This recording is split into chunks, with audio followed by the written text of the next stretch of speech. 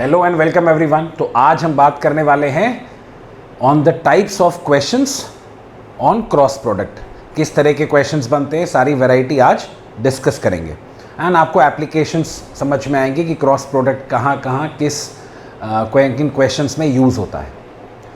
So let's start the topic now. The first question, और ये I think सबसे ज़्यादा क्रॉस प्रोडक्ट में इस तरह के सवाल बनते हैं। Calculate the area of the triangle determined by the two vectors. So एक ट्राइंगल बन रहा है जिसके दो वेक्टर्स ये हैं, इन दो वेक्टर्स से मिलकर बना, और उस ट्राइंगल का मुझे एरिया चाहिए। अब इसके लिए एक छोटी सी थ्योरी समझते हैं। मान लीजिए एक पैरेललोग्राम है,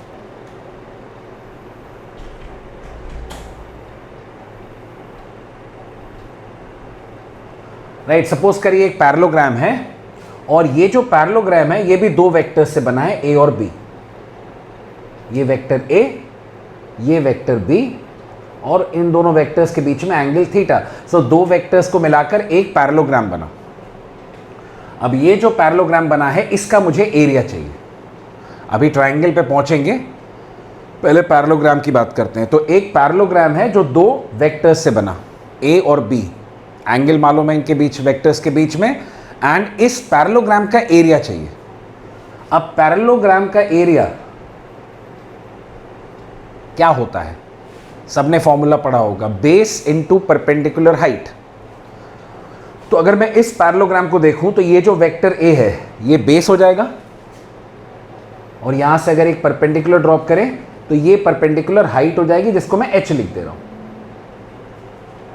राइट। तो एरिया क्या होगा, बेस यानी लेंथ ऑफ वेक्टर ए, और लेंथ ऑफ वेक्टर ए कितना होगा, लेंथ अगर आपको याद हो किसी वेक्टर का मैग्नीट्यूड होता है। सो बेस की लेंथ कितनी हो जाएगी, मॉड ए। हाइट कितनी हो गई, एच। ये हो गया एरिया ऑफ द पैरेललोग्राम जो दो वेक्टर से बन रहा है।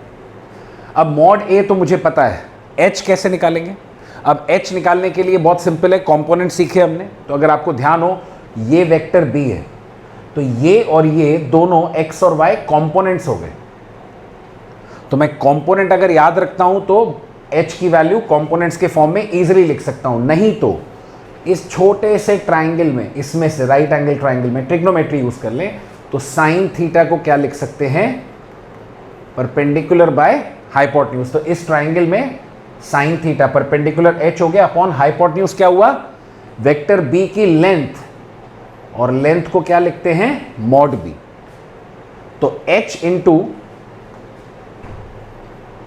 Sign theta will be h upon mod B. ये साइन थीटा की वैल्यू आ गई, यहां से h आ गया, मॉड बी साइन थीटा। अब आप समझ रहे हैं, कंपोनेंट आ गया b का। तो याद करिए, अगर ये वेक्टर b है तो ये वाला b cos थीटा, ये b साइन थीटा। हम डायरेक्टली कंपोनेंट से ही लिख सकते थे। So area of the parallelogram कितना होगा, मॉड ए इंटू एच, और एच कितना है, मॉड बी साइन थीटा। तो ये क्या बना, ये बना mod A mod B sine theta. अब mod A mod B sine theta, जहां पे थीटा दो वेक्टर्स के बीच में एंगल हो, ये क्रॉस प्रोडक्ट का मैग्नीट्यूड होता है, यानी मॉड ए क्रॉस बी। ये है पैरेललोग्राम का एरिया। अब अगर मैं यहां पे एक डायगोनल बना लूं, ये फॉर्मूला हम याद रखेंगे, पैरेललोग्राम का एरिया इतना होता है, वो पैरेललोग्राम जो दो वेक्टर्स से बना। अब अगर मैं यहां पे एक डायगोनल ऐसे बना लूं, तो अगर मैं एक डायगोनल बनाता हूं तो यहां पे दो ट्राइंगल बनेंगे, देखिएगा, ये और ये दोनों ट्राइंगल का एरिया बराबर होगा। तो अब अगर मैं आपसे बोलूं कि एक ट्राइंगल का एरिया कितना है, या इस तरह का डायगोनल बनाऊं, हालांकि बात एक ही है, बट आपको मैं अगर इस तरह का डायगोनल दिखाऊं तब भी दो ट्राइंगल बनेंगे, इन दोनों ट्राइंगल्स का एरिया बराबर होगा। और अब मैं आपसे पूछूं कि एक ट्राइंगल का एरिया कितना होगा, तो क्या बोलेंगे, जो पैरेललोग्राम का एरिया था वो दो ट्राइंगल से बना है, तो ट्राइंगल का एरिया कितना हुआ, एरिया ऑफ ट्राइंगल क्या हुआ, इसका हाफ, यानी half of mod A cross B, right. तो अब अगर हम इस बात को समझें तो ये वाला अगर मैं ट्राइंगल देखूं तो इस ट्राइंगल को ध्यान से देखिए, ये दो वेक्टर्स से बना है ए और B.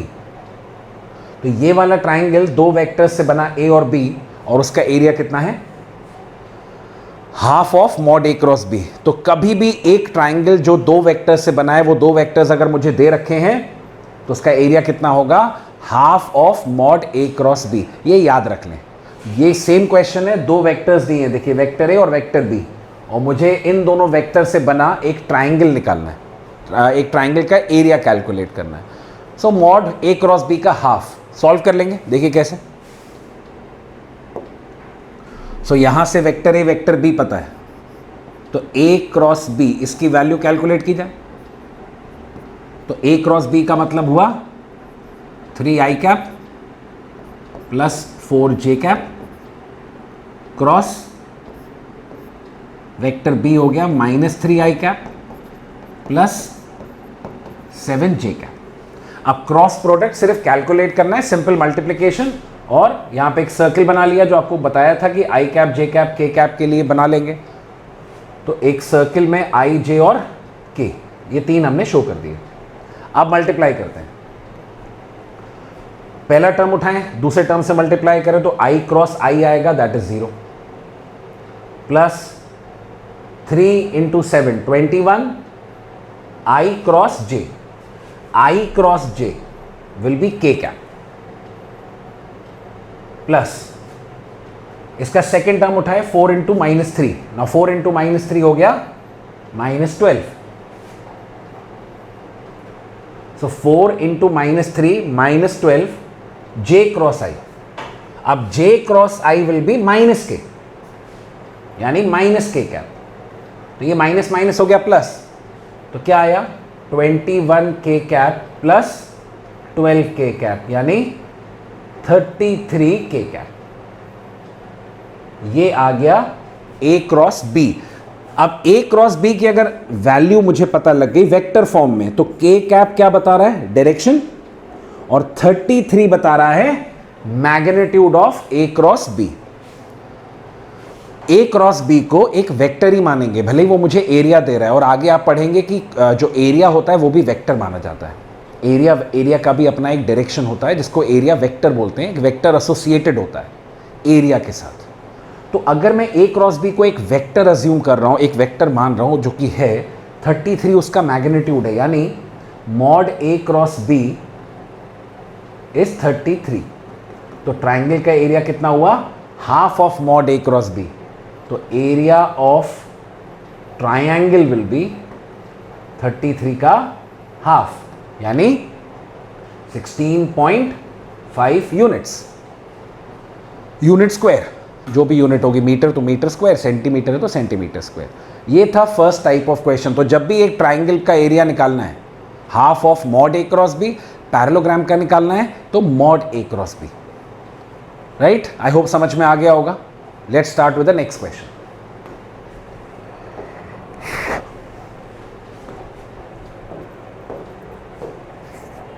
Find the area of the triangle formed by the tips of the vectors a, b and c. Now, again triangle का एरिया निकालना है। Find the area of the triangle, तो अभी भी मुझे ट्राइंगल का एरिया चाहिए, राइट लेकिन अब क्या दिया है, formed by the tips of the vectors, मतलब वो क्या बोल रहे हैं, यानी तीन वेक्टर्स हैं ए, बी और सी, और इन तीनों वेक्टर्स का जो टिप्स हैं, अब इन वेक्टर्स के टिप्स को देखिए। अगर इन टिप्स को मैं ज्वाइन करूंगा तीनों वेक्टर्स के, राइट इसको मैं कैपिटल ए बोल दे रहा हूं पॉइंट को, इसको बी बोल दे रहा हूं, इसको सी बोल दे रहा हूं। तो अगर मैं तीनों वेक्टर्स के टिप्स को ज्वाइन करूं तो मुझे एक ट्राइंगल मिला ए बी सी, राइट ये इस ट्राइंगल का एरिया चाहिए। तो अगेन अगर ट्राइंगल का एरिया चाहिए तो वो ट्राइंगल जिन दो वेक्टर्स से बना, तीन वेक्टर्स से बना, उसमें से एटलीस्ट मुझे दो वेक्टर्स चाहिए। तब उसका एरिया कैलकुलेट कर सकते हैं। तो ये जो ABC ट्राइंगल है ना, इसमें मुझे कोई भी दो वेक्टर ढूंढने पड़ेंगे। यहां पे एक बात आएगी, हेल्प लेनी पड़ेगी, जो हमने टॉपिक सीखा था पोजीशन वेक्टर।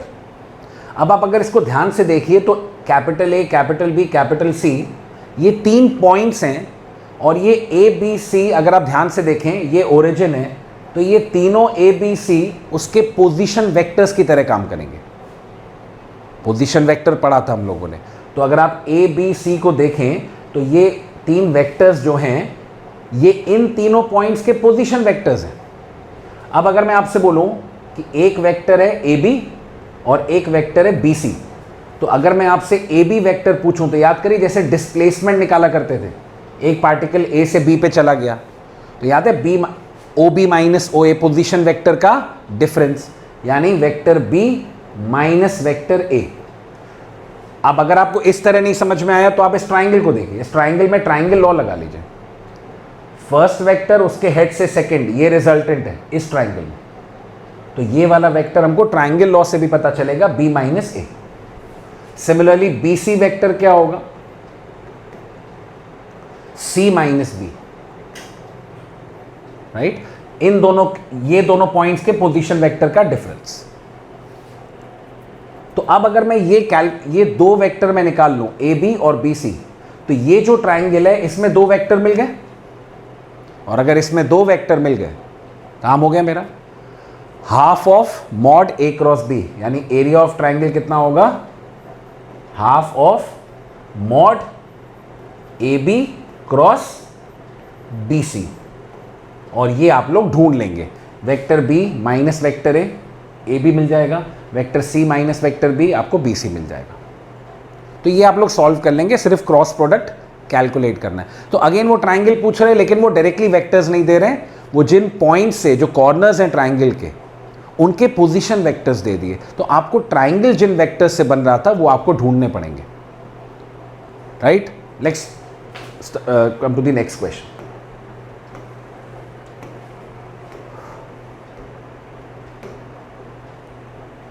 नाउ बहुत अच्छा क्वेश्चन है, ध्यान से सुनिएगा। Find the value of A for which the vectors 3i cap plus 3j cap plus 9k cap i cap plus aj cap plus 3k cap are parallel. मतलब दो vector आपस में पैरेलल हैं, तो एक वेरिएबल है यहां पे A जो अननोन है, इसकी वैल्यू चाहिए। अब पता है लोगों को, जैसे मैं बोलूंगा ना कि दो वेक्टर पैरेलल है, उनके दिमाग में सबसे पहली बात पता है क्या आती है, जो कि ऑब्वियस भी है, आनी भी चाहिए, कि दो वेक्टर हैं तो क्रॉस प्रोडक्ट 0 होगा, तो इनका क्रॉस प्रोडक्ट 0 कर दिया जाए। कर सकते हैं, बिल्कुल कर सकते हैं, कोई प्रॉब्लम नहीं है। इन दो वेक्टर्स का क्रॉस प्रोडक्ट, जब भी वेक्टर्स पैरेलल होते हैं, क्रॉस प्रोडक्ट का मैग्नीट्यूड 0 होता है। आप क्रॉस प्रोडक्ट निकालिए, मैग्नीट्यूड 0 करिए, A निकल आएगा।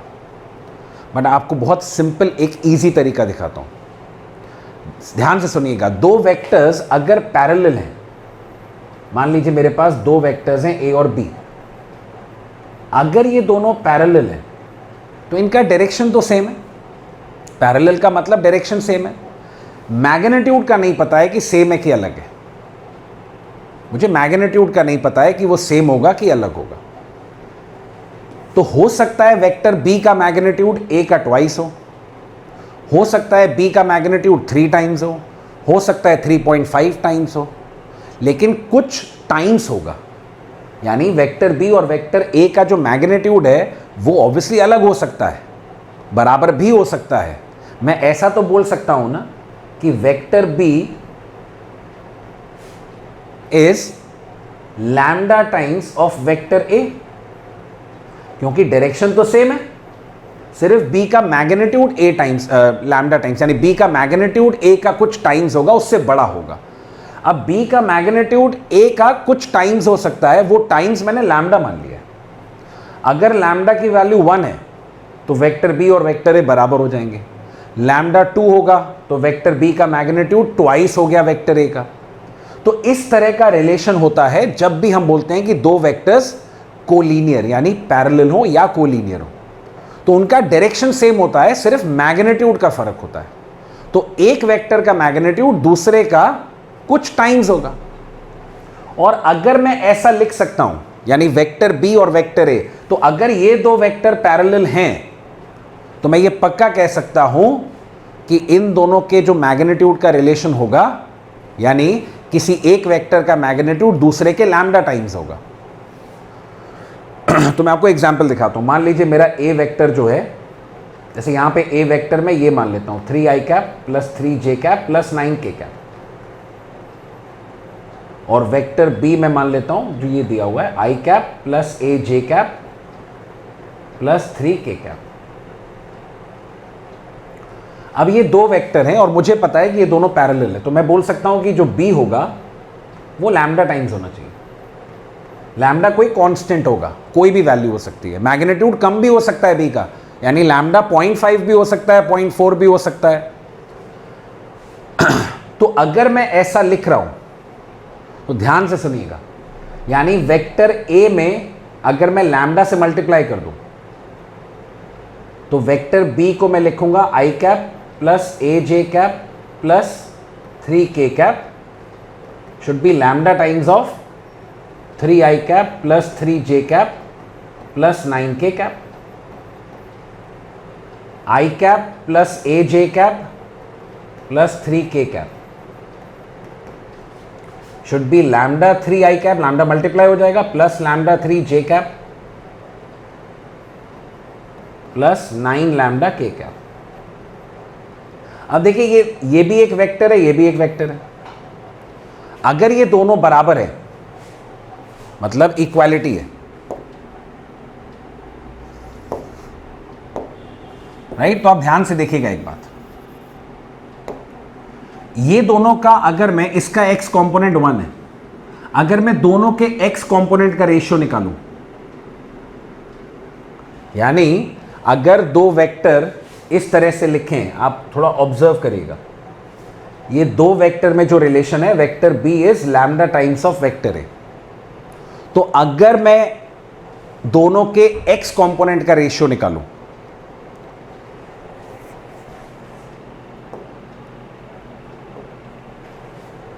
चलिए we start with the third question. Find the value of a for which the vectors 3i cap plus 3j cap plus 9k cap and i cap plus aj cap plus 3k cap are parallel. Now इस बहुत interesting question है, ध्यान से सुनिएगा। मेरे पास अगर दो vectors हैं और मुझे पता है कि ये वेक्टर्स पैरेलल हैं, पैरेलल मतलब इनका डायरेक्शन सेम है, लेकिन मैग्नीट्यूड का पक्का नहीं है, यानी मैग्नीट्यूड अलग अलग हो सकता है। यानी मान लीजिए वेक्टर b का मैग्नीट्यूड डबल है a का, तो मैं क्या बोलूंगा कि वेक्टर b क्या हुआ, ट्वाइस ऑफ वेक्टर a। अगर b का मैग्नीट्यूड 2.5 टाइम्स है a का, तो मैं बोलूंगा b क्या है, 2.5 टाइम्स है a का, राइट? तो अगर b और a आपस में पैरेलल हैं तो जो b होगा वो लैम्डा टाइम्स a होगा कि नहीं होगा? इस तरह का कोई रिलेशन सेटिस्फाई करेगा कि नहीं करेगा? लैम्डा ये बता रहा है कि b का जो मैग्नीट्यूड है वो a के लैम्डा टाइम्स है।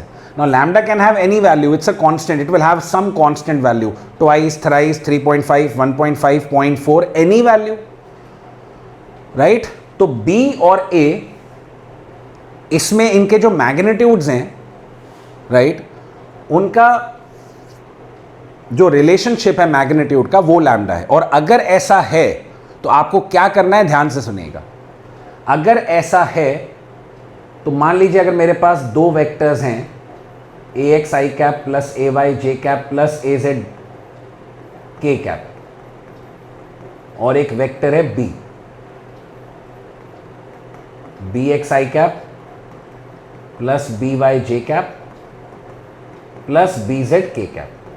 अब अगर मैं आपसे बोलूं कि vector b is lambda times vector a, तो b का जो मैग्नीट्यूड है वो a का लैम्डा टाइम्स है, और ये होने के लिए सारे कंपोनेंट्स को लैम्डा टाइम्स होना पड़ेगा, यानी b का जो x कंपोनेंट है वो भी a का लैम्डा टाइम्स होना पड़ेगा, b का जो y कंपोनेंट है वो भी a का लैम्डा टाइम्स होना पड़ेगा, b का जो z कंपोनेंट है वो भी लैम्डा टाइम्स होना पड़ेगा। बेसिकली अगर ये दो वेक्टर पैरेलल हैं तो जो बात बता रहा हूं प्लीज याद रखिए, इनके जो कंपोनेंट्स हैं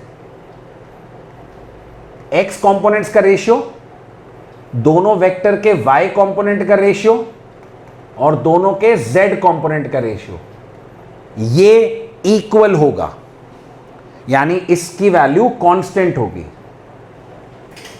समझिएगा, अगर वेक्टर b वेक्टर a का ट्वाइस है मान लीजिए, तो जो वेक्टर b का x कंपोनेंट होगा वो भी वेक्टर a के ट्वाइस होगा, जो y कंपोनेंट होगा b का वो भी वेक्टर a के ट्वाइस होगा, और जो z कंपोनेंट होगा वो भी ट्वाइस होगा, तभी तो पूरा मैग्नीट्यूड 2 टाइम्स हो पाएगा। तो ये रेशियो बराबर होना चाहिए बस। तो अब इस रेशियो को अगर मैं इक्वल करूं तो मान लीजिए मेरे पास दो वेक्टर हैं, तो दोनों के x कंपोनेंट का रेशियो देखिए 3/1, 3 और इधर 1, y कंपोनेंट का रेशियो 3/a, z कंपोनेंट का रेशियो 9/3। अब अगर मैं कोई भी दो वैल्यू इक्वेट कर दूं तो 3/1 इक्वल टू 3/a, तो a की वैल्यू क्या आई 1। तो a की वैल्यू 1 होनी चाहिए for the two vectors to be parallel. So please cross product कर सकते, बट ये बहुत जल्दी आंसर देगा। तो क्या करना है, अगर दो वेक्टर पैरेलल है कभी भी, उनके जो कंपोनेंट्स हैं उनका रेशियो बराबर होगा, वो एक कांस्टेंट फिक्स्ड वैल्यू होगी। बस आपको रेशियो बराबर कर देना है और वहां से जो भी अननोन होगा वो हम कैलकुलेट कर सकते हैं। आई होप ये बात समझ में आ गई होगी। Let's come to the next question now.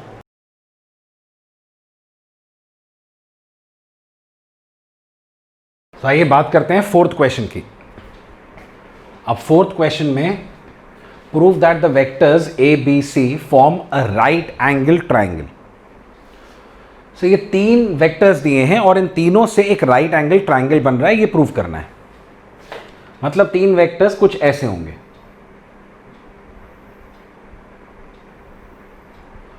तो इसको क्वेश्चन को करने के लिए ना मुझे राइट एंगल की प्रॉपर्टी यूज करनी पड़ेगी। अब राइट एंगल ट्राइंगल की प्रॉपर्टी क्या होती है कि एक एंगल 90, मतलब अगर मैं इसको दो वेक्टर्स मान लूं, जैसे मान लीजिए ये ए है, ये बी है और ये सी है, मुझे नहीं पता डायरेक्शन क्या है, कहीं भी हो सकता है, बट दो वेक्टर्स में एंगल 90 जरूर होगा। ये देखिए 90 है, एक्चुअल एंगल तो ये है बट ये भी 90 है। तो दो वेक्टर्स परपेंडिकुलर होने जरूरी है, और हाइपोटेन्यूज का स्क्वायर, जैसे हाइपोटेन्यूज एक वेक्टर हो गया तो hypotenuse square is base square plus under root of, sorry hypotenuse square is base square plus perpendicular square, ये सेटिस्फाई होना चाहिए। तो सबसे पहले सबके मैग्नीट्यूड्स निकालते हैं। तो ए वेक्टर का मैग्नीट्यूड कितना है, देखिए under root of 3 square 9 plus 2 square 4 plus 1 square that is 1, so under root of 14। Magnitude of B कितना है, root of 1 square that is 1 plus 3 square 9 plus 25, so 25 plus 9 34 plus 1 root 35। Magnitude of C कितना है, 2i cap plus j cap plus 4k cap, so under root of components का square का sum plus 4 plus 1 plus 16, so 16 17 21। अब ये तीन है magnitudes, right, mod A mod B mod C, under root 21 magnitude of C. अब अगर आप देख रहे हो तो मॉड बी का जो स्क्वायर है या जो मॉड बी है, यानी ये तीन वेक्टर्स हैं, इसमें से कोई भी ए बी सी हो सकता है। तो एक वेक्टर का जो मैग्नीट्यूड होगा हाइपोटेन्यूज का, वो दोनों के स्क्वायर का सम उसका रूट। तो अगर आप यहां पे देखिए तो mod B square mod A square plus mod C square के बराबर है। मॉड बी स्क्वायर कितना हुआ 35, मॉड ए स्क्वायर कितना हुआ 14, मॉड सी स्क्वायर कितना है 21, तो 21 प्लस 14 इज 35। तो ये इक्वेशन सेटिस्फाई कर रही है, और अगर ये अकेले सेटिस्फाई कर जाए तो मुझे और कुछ निकालने की जरूरत क्यों है। यानी अब मैं दो वेक्टर्स के बीच में एंगल 90 क्यों पता करूं। आप वो भी चाहे रिकन्फर्म, अगेन कोई फायदा नहीं है बट कर सकते हैं। दो वेक्टर्स कोई भी ले लीजिए, उनका डॉट प्रोडक्ट निकालिए, 90 आएगा। और यहां पे बी हाइपोटेन्यूज है, अगर बी हाइपोटेन्यूज है तो ए और सी ये बेस और परपेंडिकुलर हो गए, तो इनका डॉट प्रोडक्ट 90 आएगा, right. So this is how the relation comes and we have that. अगर ये रिलेशन सेटिस्फाइड है तो एक हाइपोटेन्यूज है, एक परपेंडिकुलर है, एक बेस है। चलिए नेक्स्ट क्वेश्चन पे आते हैं। नेक्स्ट क्वेश्चन है find the unit vector parallel to the cross product of vector A and vector B.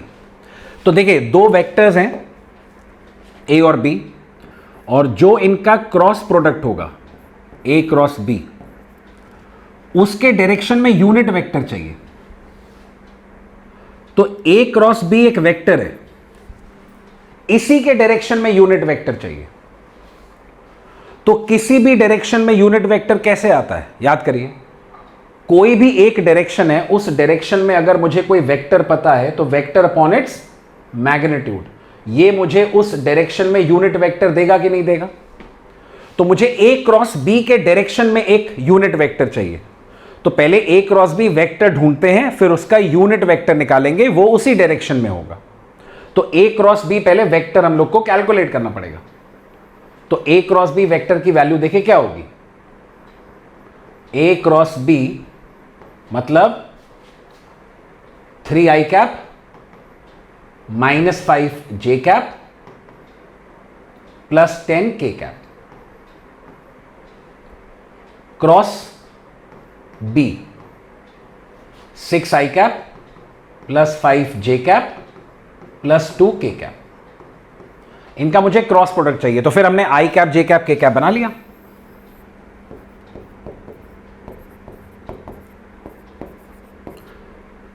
Right, solve करते हैं इसको। तो a क्रॉस b की वैल्यू देखिए क्या आएगी, पहला टर्म i क्रॉस i 0, दूसरा 3 into 5 15, i cross j k, 3 into 2 6, i cross k, now i cross k उल्टा माइनस j। फिर सेकेंड टर्म उठाइए फर्स्ट टर्म से, तो -30, 5 into 6 30, j cross i minus k। फिर सेकेंड टर्म से j cross j 0, second term third term से -5 into 2 -10, j cross k is i cap, plus third term पहले term से 10 into 6 60, k cross i is j, 10 into 5 50, k cross j is minus i, and last k cross k 0। Now let's solve this. 15 i cap पहले देखिए, -10 i cap -50 i cap -60 i cap,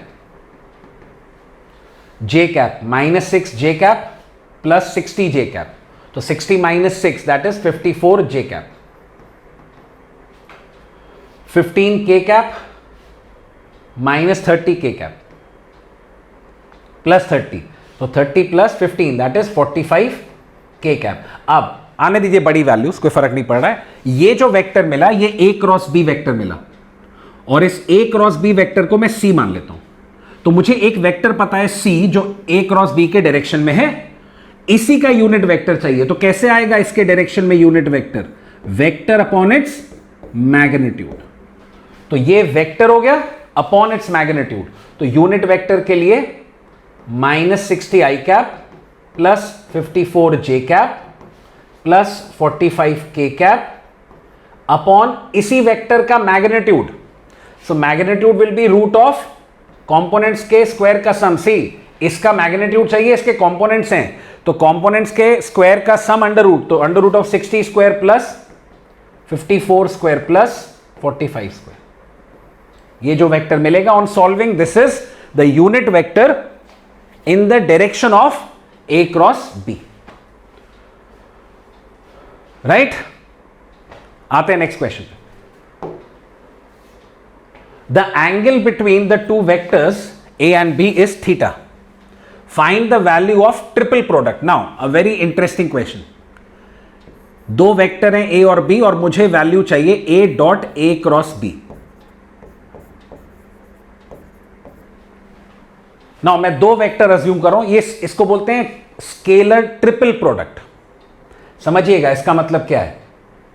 ये दो vector का cross product एक vector है, ये भी एक वेक्टर है। तो बेसिकली दो वेक्टर्स का क्या कैलकुलेट कर रहे हैं आप? डॉट। तो इसको बोलते हैं स्केलर ट्रिपल प्रोडक्ट, क्योंकि डॉट है तो स्केलर और ट्रिपल प्रोडक्ट।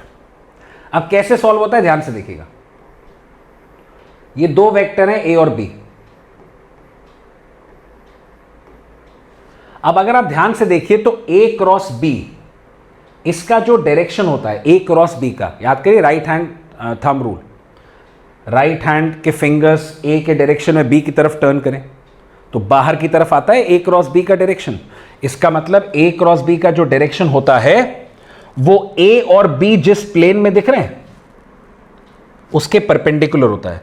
यानी ए क्रॉस बी का जो डायरेक्शन है वो ए के भी परपेंडिकुलर है, देखिए, और बी के भी परपेंडिकुलर है। यानी A cross B is perpendicular to both A and B. यानी ए क्रॉस बी ये जो वेक्टर है it is perpendicular to both A and B. तो अब सोचिए ये जो ए क्रॉस बी है वेक्टर ए के परपेंडिकुलर है और ये दो वेक्टर्स का डॉट प्रोडक्ट निकाल रहे हैं। नाउ दो परपेंडिकुलर वेक्टर्स का डॉट प्रोडक्ट क्या होता है? जीरो। यानी अगर मुझसे बोला जाता ना B dot A cross B तो भी सेम होता। क्यों? क्योंकि ए क्रॉस बी जो वेक्टर है इसका जो डायरेक्शन है वो वेक्टर ए और वेक्टर बी दोनों के परपेंडिकुलर होता है, पूरे प्लेन के परपेंडिकुलर। जिस प्लेन में ए बी होगा उसके परपेंडिकुलर होता है। तो दो परपेंडिकुलर वेक्टर्स का dot product is zero. So these are the certain types of questions जो क्रॉस प्रोडक्ट पे पूछे जाते हैं। क्रॉस प्रोडक्ट कैलकुलेट करने का एक तरीका और है by matrices. I will teach you, mathematics से आता है, एक लेक्चर में वो बता दूंगा। बट हमको नॉर्मली कैसे क्रॉस प्रोडक्ट निकालना है वो आना चाहिए। नॉर्मल मल्टीप्लिकेशन कैसे होता है that we should know. So this is the end of the chapter vectors. अब हम लोग स्टार्ट करेंगे, इनफैक्ट अब मैं फाइनली वेक्टर्स पे आपको एक प्रैक्टिस शीट करवाऊंगा, डीपीपी ऑन कंप्लीट वेक्टर्स, जिसमें हम लोग मिसलेनियस हर टाइप के क्वेश्चन देखेंगे, सारे एडिशन, सब्ट्रैक्शन, मल्टीप्लिकेशन सब पे। सो मिलेंगे अगले लेक्चर में। Thank you so much.